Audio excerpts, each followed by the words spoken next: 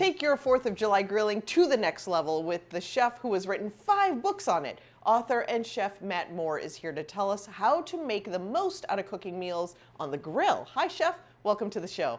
Hey there, grilling season is here, and to make grilling simple, use Hillshire Farm fully cooked smoked sausage to add excitement to everyday meals like these mouth-watering, zesty Italian smoked sausage kebabs.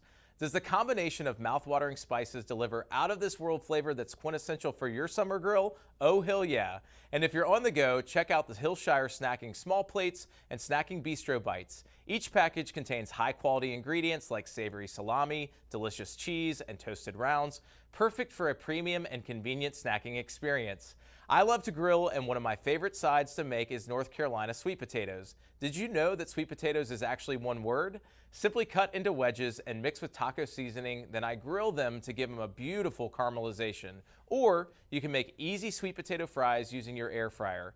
I use North Carolina sweet potatoes because they are nutrient dense with vitamins A, C, fiber, and antioxidants. Perfect for any diet, they're sweetened from the earth and low in calories. Use them year-round and they have a long shelf life and stay delicious. Now, another classic favorite is Bush's Baked Beans. They're the sure side of a good time. Bush's Baked Beans have a distinct yet complementary flavor that pairs perfectly with hamburgers and hot dogs. Whether you're opening a can of original or brown sugar hickory or any other variety, it's like opening a can of summer. They also have a new recipe, Bush's Zero Sugar Added Baked Beans. Same iconic flavor you love, but without the added sugar. And my new book, Butcher on the Block, is now out just in time for barbecue and grilling season. The book features over 125 recipes, including meat, game, seafood, and vegetables too. Pick up a copy of Butcher on the Block wherever books are sold. For more information and recipes, go to dailylounge.com. Back to you.